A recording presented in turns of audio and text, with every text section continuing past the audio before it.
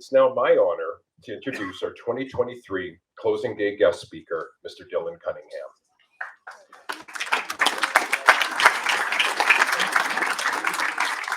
Now come on up, Dylan, and then I'm going to read a little bio on you here.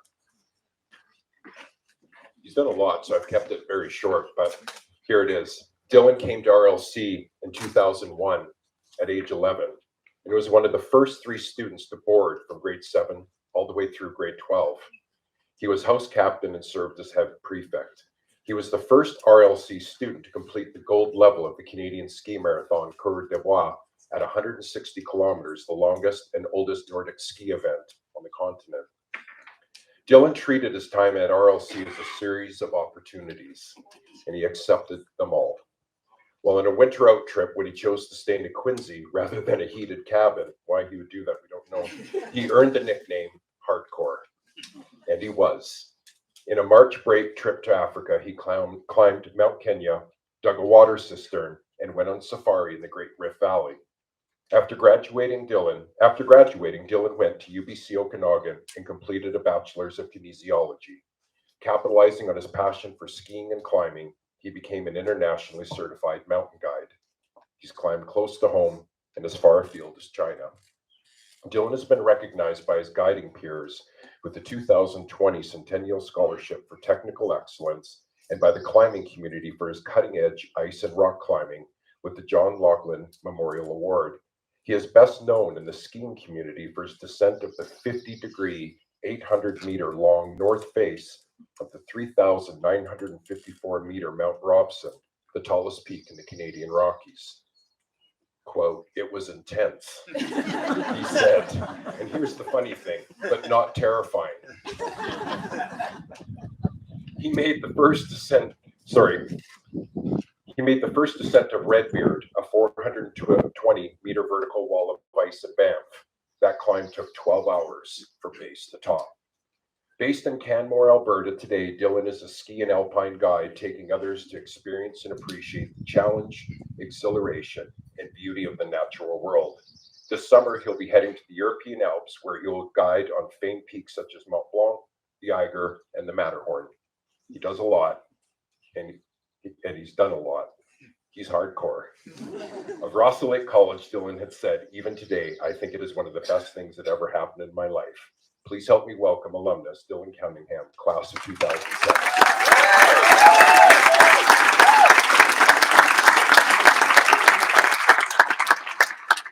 Thank you.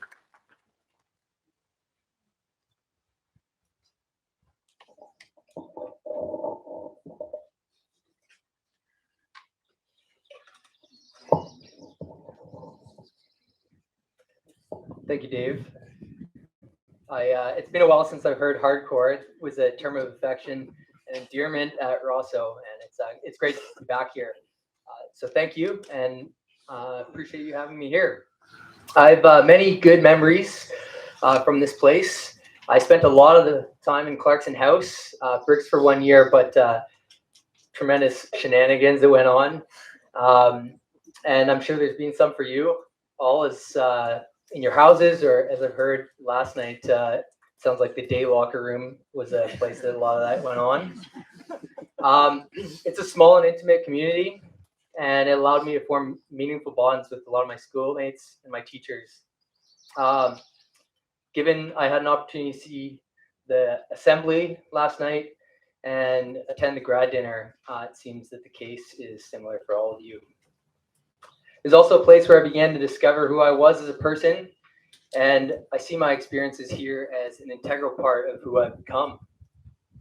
For all these things and more, I feel very fortunate I was able to attend RLC, and now, as I stand here before you, I feel very honored to be back. Before I go much further, though, I would like to take a moment to congratulate the graduating class of 2023.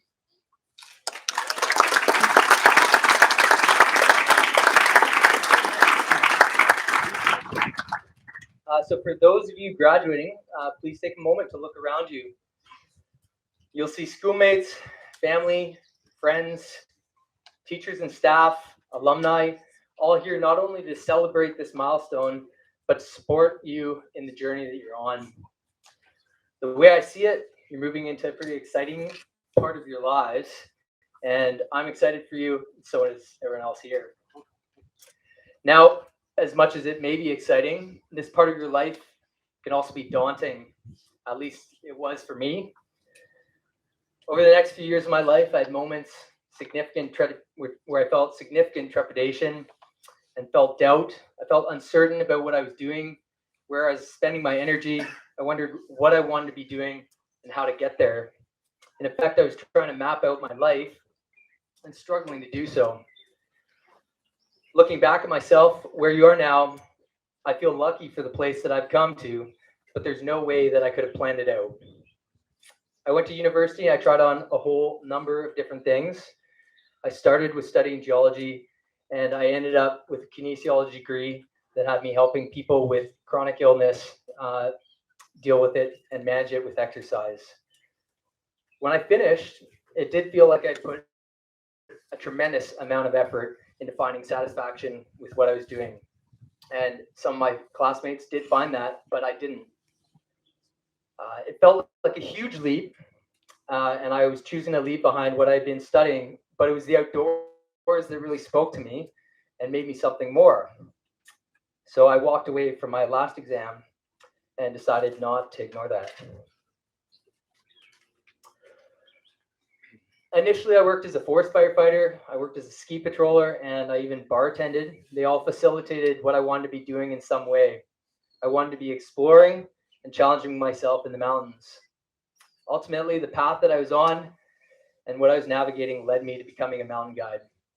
I now spend my life sharing adventures with people while we traverse rocky ridges, climb up frozen waterfalls, or ski through untouched powder. I've connected with the mental and the physical challenge of it, along with the beauty of my surroundings.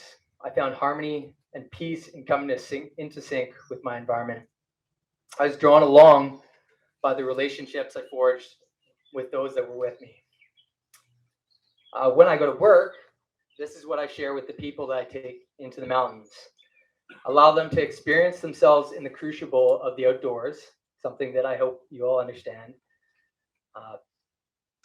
And I do it in a way that they wouldn't be able to do on their own. I found my passion, my profession, and my community have all become aligned. In essence, I found my place in this world.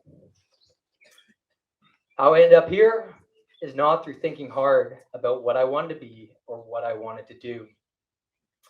Believe me, I tried that for a while. It didn't work.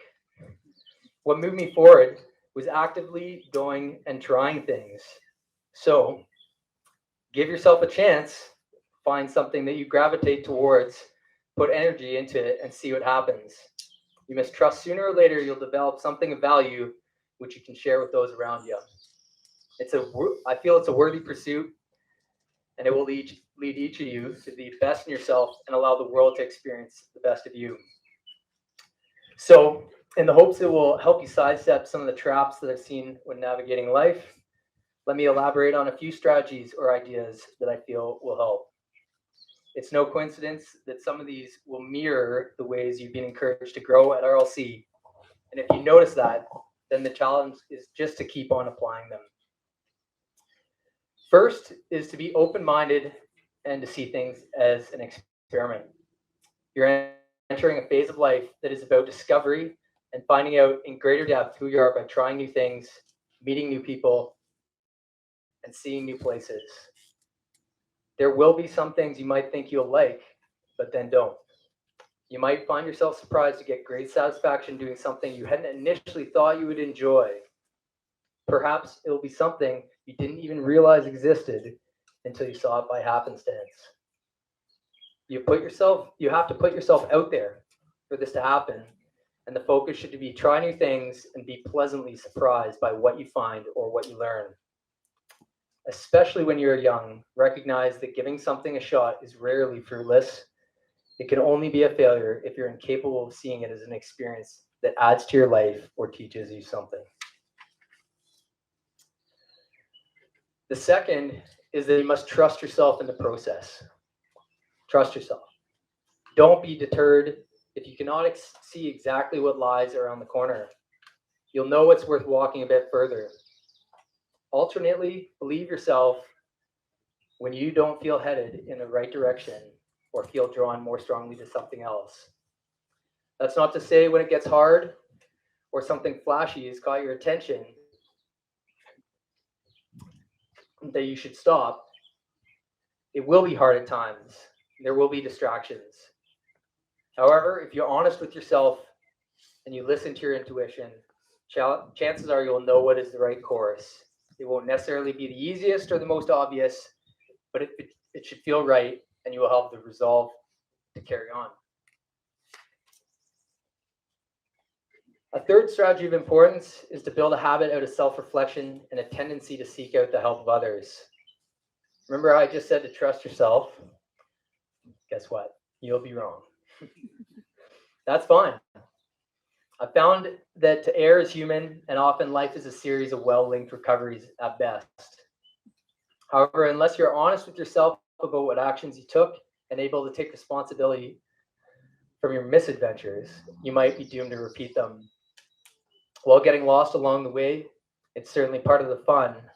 Walking in circles gets frustrating. It's another thing I've tried quite a few times.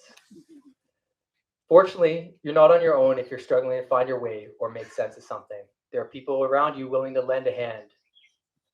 I would urge each of you to not only accept help or feedback from those around you, but to actively seek it out. You'll be better for it. Furthermore, if you get really good at it, there are special people out there and they will be your mentors. If you're lucky, you'll have many along the way that share their wisdom and shine a light on the path ahead when it seems darkest.